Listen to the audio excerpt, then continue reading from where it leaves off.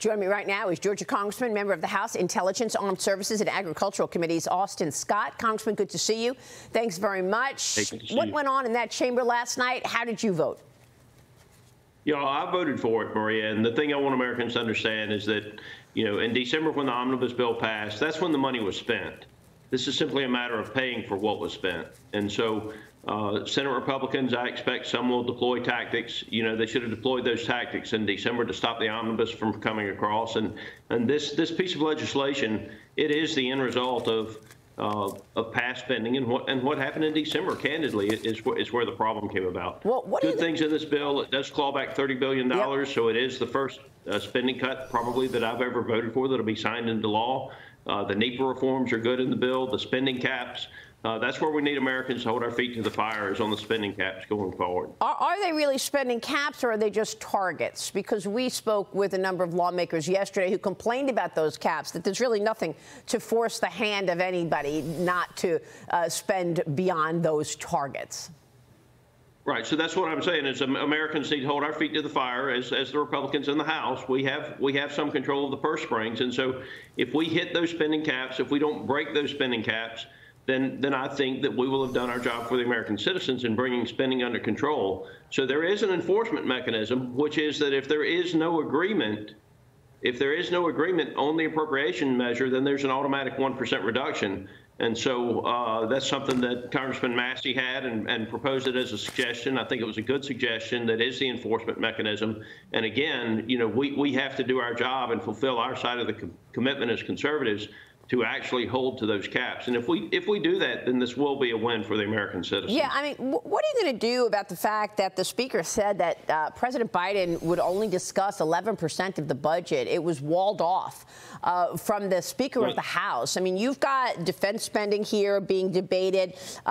Morgan Ortagus, Lindsey Graham, both saying that this is going to shrink our military by about 6% in terms of real terms over the next 2 years.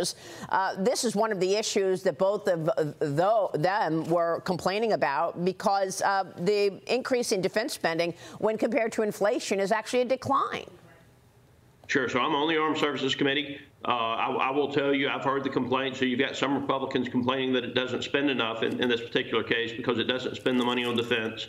I will tell you that the national debt is a national security threat.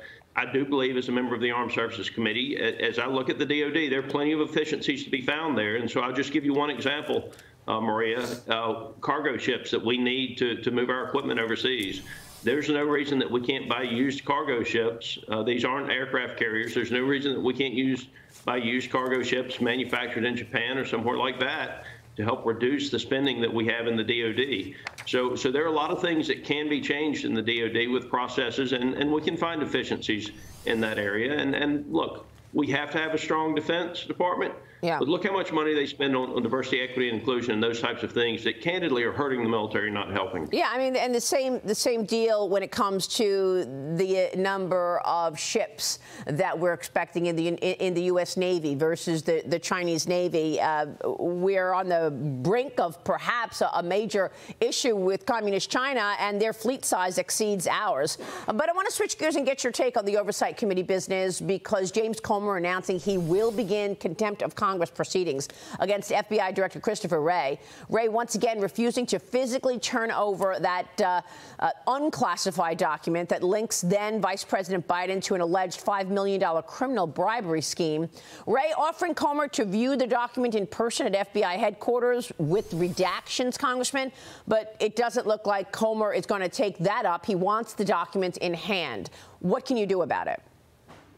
Yeah, no, I think that Director Wray will, if he makes that choice, he will be held in contempt of Congress. And Maria, look, there's just a huge double standard with the Justice Department. Whether this was Donald Trump or Tim Scott or a Republican city council member, if the FBI had something that was damaging to a Republican or a conservative or somebody that the Justice Department didn't like, I can assure you that I personally believe it would have made its way into the press by now.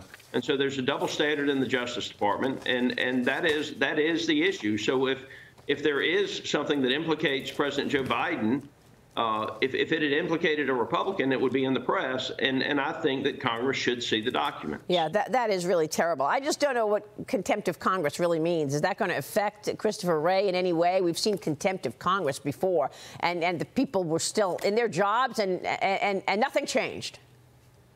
No, he'll have his job until there's a new Republican president, I expect. I mean, look who he's protecting. Look how the Clintons have been protected over the course of time.